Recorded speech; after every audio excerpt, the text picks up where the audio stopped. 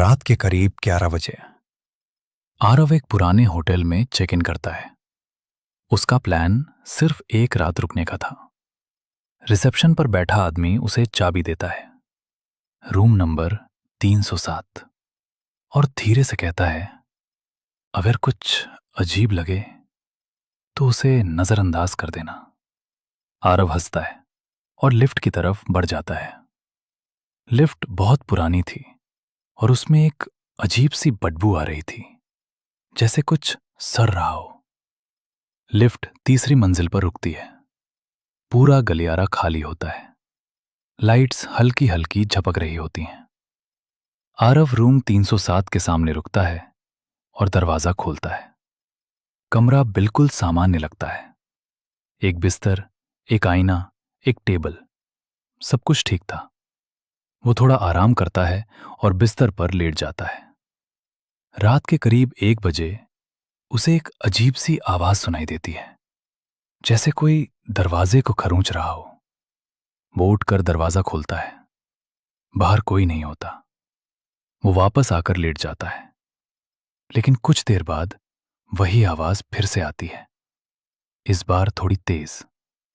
वो गुस्से में दरवाजा खोलता है, फिर भी कोई नहीं। लेकिन इस बार उसकी नजर नीचे पड़ती है।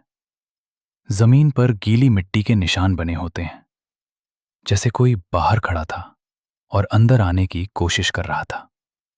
अब आरव थोड़ा डर चुका था, लेकिन वो इसे नजरअंदाज करता है। रात के 2:30 बजे उसका फोन वाइब्रेट करता है। एक अनजान नंबर से मैसेज आता है, दरवाजा मत खोलो। आरव हैरान रह जाता है। वो जवाब देता है, कौन हो तुम? लेकिन कोई जवाब नहीं आता। उसी समय बाथरूम का शावर अपने आप चालू हो जाता है। आरव का दिल तेजी से धड़कने लगता है। वो धीरे धीरे बाथरूम की तरफ बढ़ता है। दरवाजा खोलता है। अंदर कोई नहीं होता, लेकिन आईने पर पानी से लिखा होता है, यहां से चले जाओ। अब आरव सच में डर चुका था। वो तुरंत अपना सामान उठाता है और कमरे से बाहर निकलता है। गलियारा अब पहले से ज्यादा अंधेरा हो चुका था। सिर्फ एक लाल लाइट जल रही थी। वो लिफ्ट की तरफ बढ़ता है, लेकिन लिफ्ट का बटन काम नहीं करता। तभी उसे पीछे से आवाज आती है, रूम 307। वो धीरे से पीछे मुड़ता है और एक औरत को देखता है, सफेद कपड़ों में, जिसका चेहरा साफ नहीं दिख रहा। वो सीधा उसकी तरफ देख रही थी। आरव डर के मारे भागने लगता है। सीढ़ियों से नीचे उतरता है, रिसेप्शन पर पहुंचता है और गुस्से में पूछता है, ये सब क्या हो रहा है? रिसेप्शन वाला शांत रहता है और कहता है, आपको पहले ही चेतावनी दी थी। आरव पूछता है, रूम 307 में क्या है? फिर आरव पुलिस को कॉल करता है।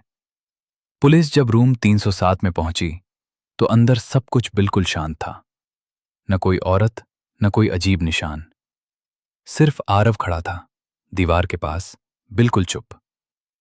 पुलिस वाले ने उससे पूछा, तुम ठीक हो? आरव धीरे धीरे उनकी तरफ मुड़ा और हल्का सा मुस्कुराया। फिर बोला, आप लोग फिर देर से आए। पुलिस वाले चौंक गए। उन्होंने पूछा, क्या मतलब?